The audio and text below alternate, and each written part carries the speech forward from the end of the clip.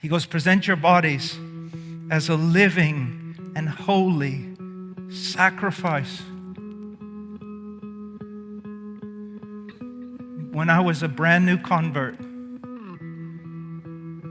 one of my dear friends was talking to Leonard Ravenhill, the old English revivalist, and said, Brother Paul's really been struggling with some things. I was a brand new believer, just a year or two old. Leonard Ravenhill sent me a tract, and the tract said, others can, you cannot.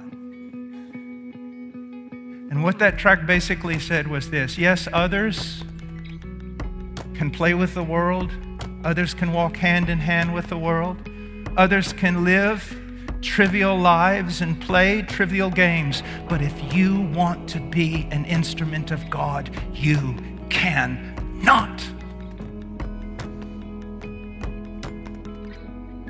The Christian life does not begin with what you do, it begins with what you don't do. Because if you don't turn away from some things, it doesn't matter what you do on the other side.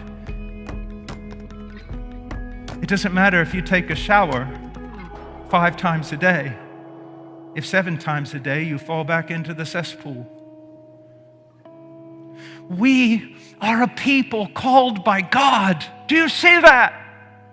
We have been called out of this world, out of its moral filth, out of its moral decay. We have been called out of its trivial, the trivial that it does.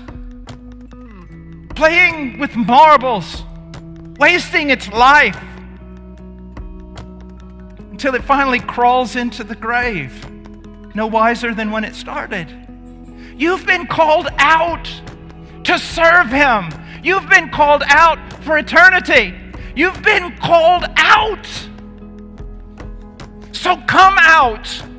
The things in your life that are soiling you, the things in your life that are holding you back, the sins that are besetting you, let them go. You say, well, I'm in a holy church. It doesn't matter if you're in a holy church, if you're not a holy person. You say, I'm in a church that is really, really given to the Great Commission. It doesn't matter if you're not given to the Great Commission. You don't fight this war by proxy. You are so special. You have a place.